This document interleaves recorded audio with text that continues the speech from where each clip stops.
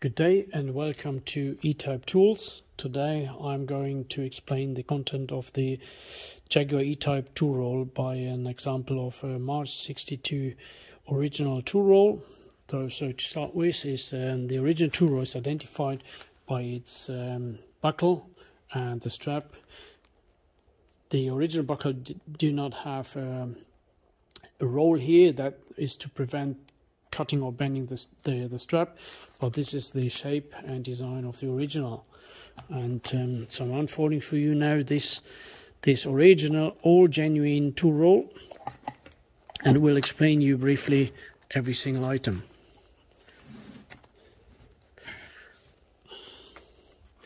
So we start from the left to the right. First thing is the valve feeler gauge. They have 3 blades, and important to see is they have a double digit, as I call them. These are the numbers on them, and later models have just a single stroke, and that's the rear side. Very basic but useful tool. Then we also have the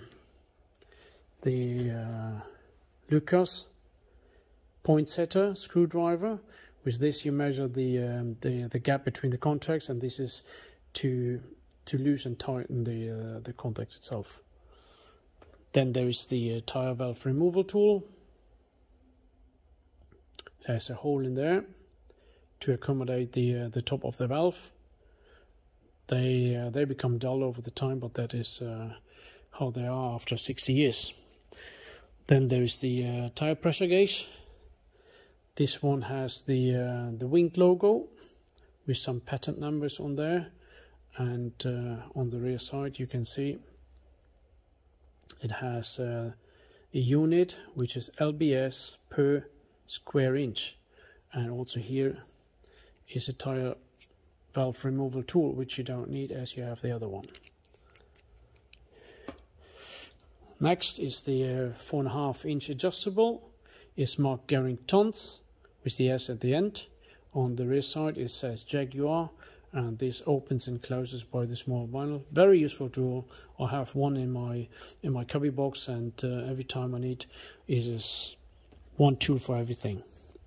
Then the earlier cars only needed this special Allen key, which was used to adjust the handbrakes, but there were only the first 500 cars, and then they just kept filling in the open pocket with this Allen key, even though they had automatic handbrake adjuster.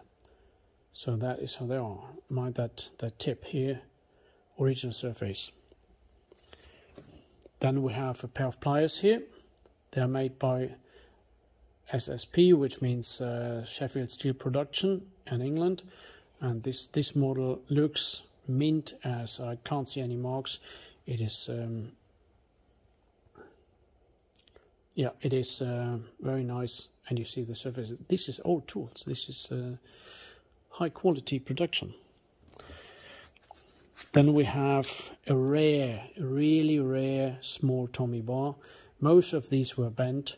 This is a tapered tip, and so these were used only for the 2 smaller box spanners. That is the mushroom head. Mind the shape, as reproductions are different. So original black surface. Then we have the grease gun. The grease gun is made by Tecalimit. These were also supplied to other cars and vehicles, and this is the model 3020. And the nice thing about this one, this original, still contains the instruction sheet. They are available as a reproduction, but they are different paper and different shape and sizes, but this is how the original looks.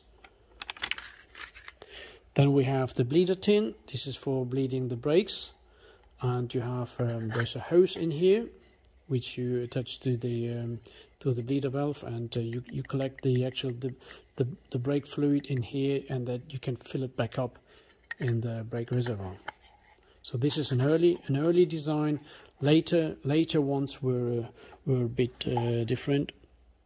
Next we have the nesting box spinners. Have a close look at how neat they are and how they're made. This is handmade. It's not cut off by anything. It is how they were produced. These ones do have the markings, the sizes on the flat end, opposed to the early ones which had them marked on the center around here. But this is the latest, and you see the later ones. They're all the same lengths.